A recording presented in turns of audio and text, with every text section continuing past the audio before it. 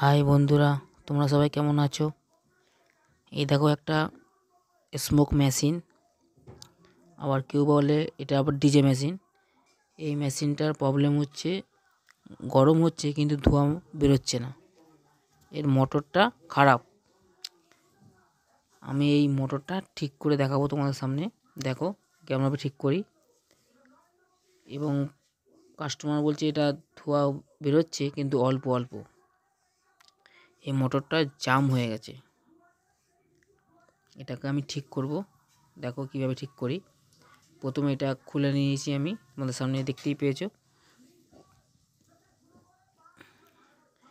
একটা থালা নিলাম, এরপরে রাখবো, কারণ এর ভিতরে যে লিকুইডটা আছে নইলে পড়বে টেবিলে, ওই জন্য থালাটা নিলাম।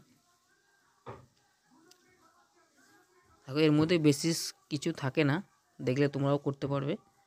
একটা ওয়াশার থাকে, এই ওয়াশারটা কেটে গেছে।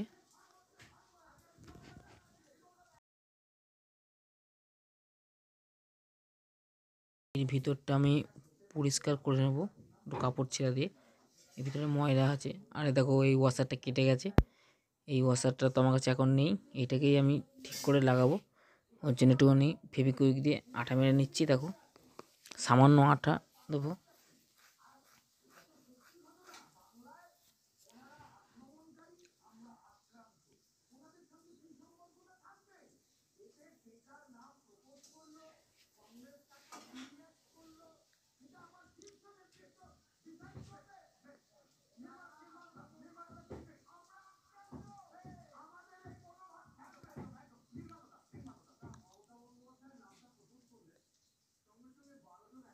আর এই মোটরটা হচ্ছে 18 ওয়াটের মোটর, এই স্পোক মেশিনে আছে।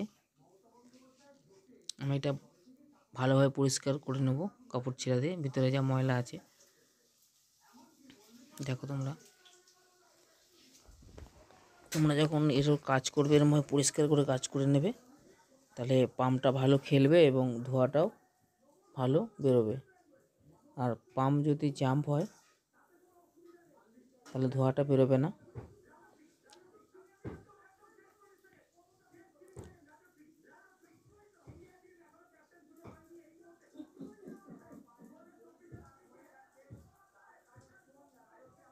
এটা হচ্ছে ভ্যাকুম। এখানে দেখো ছোট একটা রবারের ওয়াশার আছে, আর এর ভিতরে একটা স্প্রিং থাকে সরু।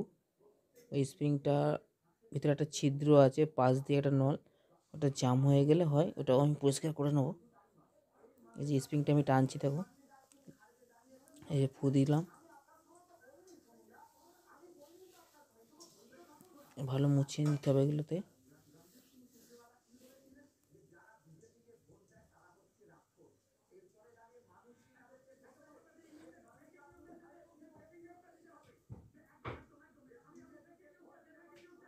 এই মোটরগুলো মার্কেটে এখন পাওয়া যাচ্ছে না, ওই জন্য এটা সার্ভিসিং করে দিচ্ছি। এই যে সার্ভিসিং হওয়ার পরে হালকা একটু গ্রিস লাগিয়ে নিচ্ছি। দেখো তোমরাও হালকা করে গ্রিস লাগিয়ে নেবে, বেশি দেবে না, হালকা, যাতে স্লিপটা ভালো কাটে।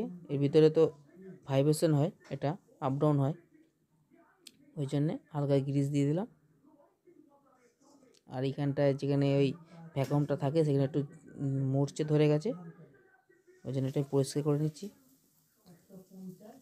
তোমরা যখন কাজ করবে এগুলো সব দেখে নেবে কোথায় কী না আছে, কিন্তু এই ভ্যাকুমের যে সিস্টেমটা এটা ভালো করে বুঝবে আগে, কাজ করার আগে।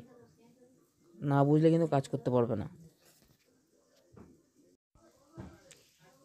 ঠিক আছে? দেখো সব এবার আমি ফিটিং করব, দেখো কেমনভাবে ফিটিং করি। আর আমার যে কোনো ভিডিও দেখার আগে পুরো কথাটা শুনবে, তারপরে ভিডিওটা দেখবে। কথাটা শুনলে আপনারা রোগটা বুঝতে পারবেন এবং প্রবলেমটা কীভাবে সলভ করছে সেটাও বুঝতে পারবেন। কিন্তু কথা না শুনলে কিছু বোঝা যাবে না, শুধু ভিডিও দেখলে বুঝতে পারবেন না। আর এখানে যে ছিঁড়া রবারটা, ওই রবারটা লাগিয়ে নিচ্ছি, কারণ এই রবারটা না দিলে এখান থেকে জল লিকেজ করবে এবং ভ্যাকুয়ামটা ভালো খেলবে না। ওই জন্য রবার মাস্ট লাগাতেই হবে। ওই জন্য আমি এটাকে আটা দিয়ে আগে লাগিয়ে নিয়েছি, যেহেতু ছিঁড়ে গেছিলো, আমার কাছে নেই বলে। আর এটা এখানে আমি এটা নিচ্ছি, এটা বেশি টাইট দেবে না, মিডিয়াম টাইট থাকবে। এবার দেখুন আমি টেস্ট করব কেমন এর মোটরের স্পিডটা। এই দেখুন, এটা হিট হতে টাইম নেই বলে আমি আগে লাইন দিয়ে রেখেছিলাম। এই দেখুন থালাতে দেখো জল পড়ছে।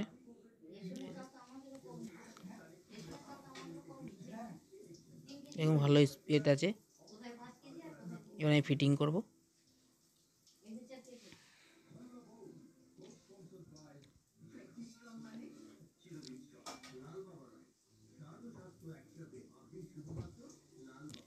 এখন ফিটিং করা হয়ে গেছে। দেখুন ধোঁয়াটা দেখুন, এবার এই হিট হচ্ছে আস্তে আস্তে, আরও ধোঁয়াটা জোর প্রেসার বাড়বে।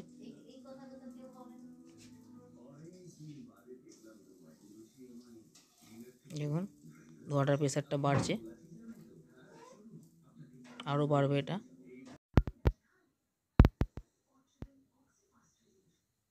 দেখো বাড়ছে আস্তে আস্তে ধোঁয়াটা, দেখো কত জোরে স্পিডে হচ্ছে দেখো। ঠিক আছে, তোমরা যখন কাজ এরকম করবে এরকমভাবে পরিষ্কার করে কাজ করবে। দেখো পুরো একদম নতুনের মতন ধোঁয়া বেরোচ্ছে। ঠিক আছে, আর আমার ভিডিওটা ভালো লাগলে লাইক এবং সাবস্ক্রাইব করবেন। ধন্যবাদ।